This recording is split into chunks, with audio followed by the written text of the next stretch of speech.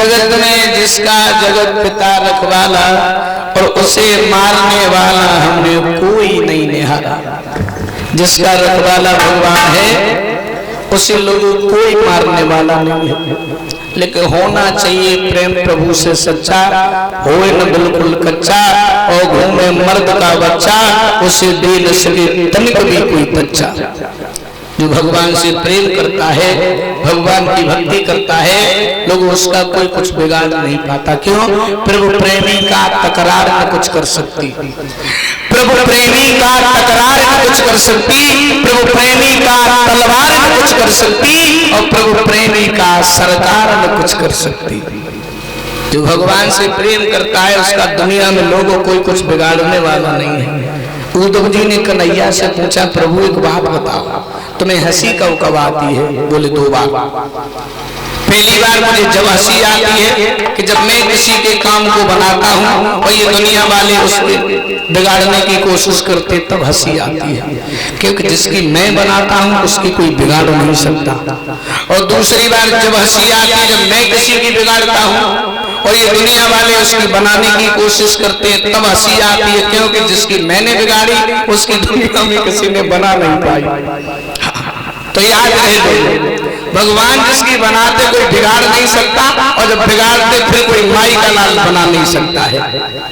भगवान की मार से बचते रहिए लोगों, याद रखना। क्यों?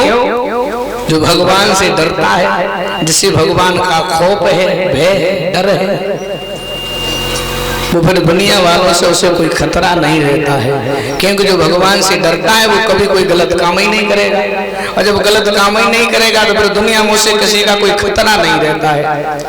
और जो भगवान का भय नहीं मानता है, डर नहीं मानता है, गलत काम करता है, फिर उसे दुनिया वालों का बहुत खतरा रहता है कि पता नहीं कौन कम मार दे, कौन दुश्मन हो जाए। तो भगवान से लोग डरते रहिए, बस दुनिया में कोई कुछ नहीं, और किसी से डरो ही मत। डरना तो है ही नहीं, केवल भगवान के अलावा दुनिया में तुम्हें किसी से डरने की जरूरत ही नहीं है। याद रखना लोगों, डरो ही नहीं, कोई कुछ बिगाड़ ही नहीं सकता तुम्हारा। आराम से घूमो, कहीं भी घूमो, सीना तान के घूमो, याद रखना लोगों। तो जवाब दिया है कि बड़ा विलक्षण युद्ध हुआ। दुर्योधन की जंगा को भीम ने तोड़ दिया, जो सरोवर के किनारे रो रहा है। और ये भगवान के दरबार में भ्राता श्री धर्मेंद्र सिंह यादव चकाहार, जिनके यहाँ भागवत हो रही है, भगवान के दरबार में भैया ने हमें हार भेंट किया है।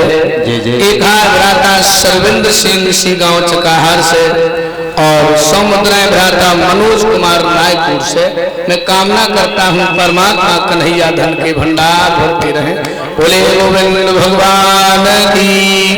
याद रहे लोगों, सूत जी ने समझाया है महात्माओं, दुर्योधन रो रहा है। अश्वत्थामा आ गया, गुरु द्रोणाचार्य का पुत्र महाराज। दुर्योधन कहने लगा, अश्वत्थामा मेरा परिवार खत्म हो गया, मेरे भाई मारे गए, मेरा बेटा मारा गया, मुझे कोई दुख नहीं है। मुझे दुख केवल इस बात का है कि एक भी पांडव नहीं मारा गया, यही कष्ट है।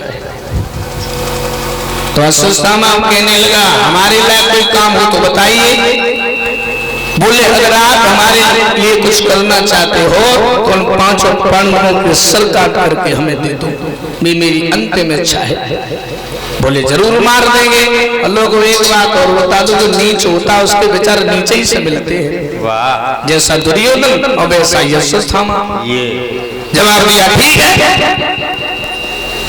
रात्रि के समय हमला कर दिया, पांडव थे नहीं, मैया द्रौपदी 5 पुत्रों के साथ में सो रही है।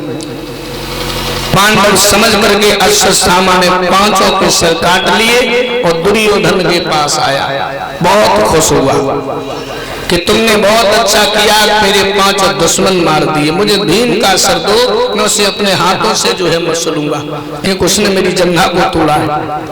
भीम के पुत्र का सर दिया जो भीम जैसा दिखाई दे रहा था, दोनों हाथों के बीच में रखा, दांती को बीच करके दबाया, वो सर कच्चे नारियल की तरह से टूट गया।